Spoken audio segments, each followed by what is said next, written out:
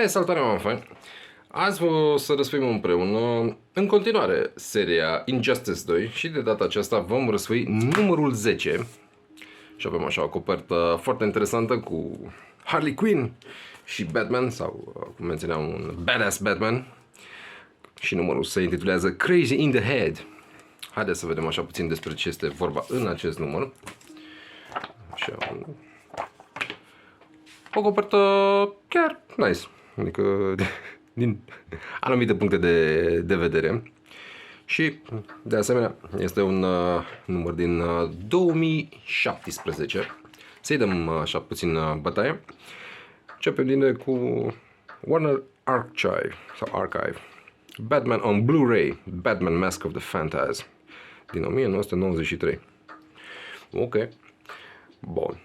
Și cum menționam și în numele precedente, o să încerc să-mi dau prea multe spoilere, dar așa mai pe scurt, bineînțeles că avem echipa noastră de eroi care vor ajunge, să zicem așa, în buncărul răufăcătorilor și de aici va începe așa o mică confruntare, multe discuții, una alta, în continuare un build-up, mai aflăm așa puțin cam ce se pune la cale, in the grand scheme of things.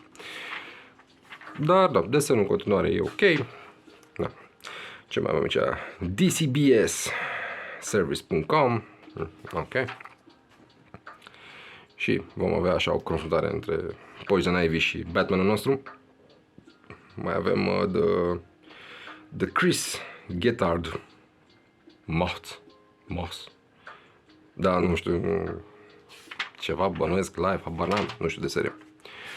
Dar da, zicem, personajele noastre vor avea așa parte de puțină acțiune în acest număr. Mai avem din nou reclamă, Zombie Dice, Eat Brains, Don't Get Shotgunned. Well, aia. Da, continuăm și cu reclamele DC Universe Rebirth, Batman and the Flash. Featuring a lenticular motion cover. Nice.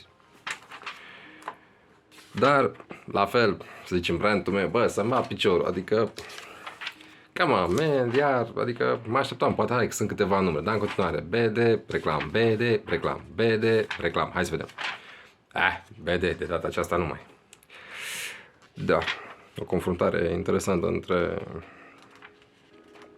să zicem așa, badass Batman-ul nostru și Harley Quinn.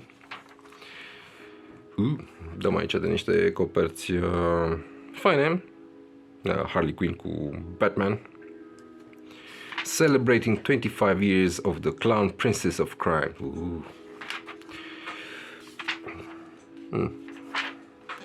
Și puțin acțiune așa, adică nu e rău. Ca să continuăm tot cu Harley Quinn, deci pentru cei care sunteți cu figurinele, le aveți aici afișate. Asta pare mai interesantă, dar nu știu ce să zic, mă rog, nu prea sunt așa eu mare fan figurine. Și bineînțeles că badass Batman, cum joacă murdar așa, scoate UMP-ul și bang. Că aia. He's back. Frank Miller's return to his legendary Dark Knight series. Ok. Aici se va termina storiul din numărul acesta. To be continued. Bineînțeles. Din nou o reclamă Wonder Woman and Conan. Și mai avem aici All Access Batman Days being taken over by Harley Quinn. O reclamă făcută cum trebuie. Bandă desenată cu sneakers și la final, bine, a perfect blend of action, heart and humor. Access Hollywood, Wonder Woman.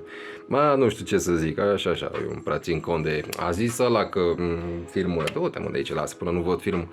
Oricum, din punctul meu de vedere, foarte slăbuț, a fost mult prea mult hype, adică...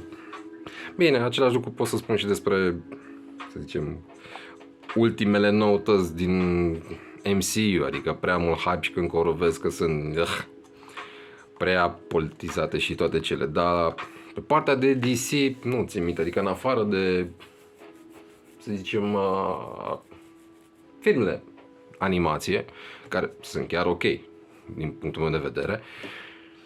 Cam tot ce înseamnă filme așa, frate, nu. Adică tot ce a scos DC în ultima perioadă, nu mi se pare că e ceva ce ar trebui, wow, lăudat, mama, ai văzut că e făcut de Snyder, că nu, cam on, nu știu, nu-s de mine.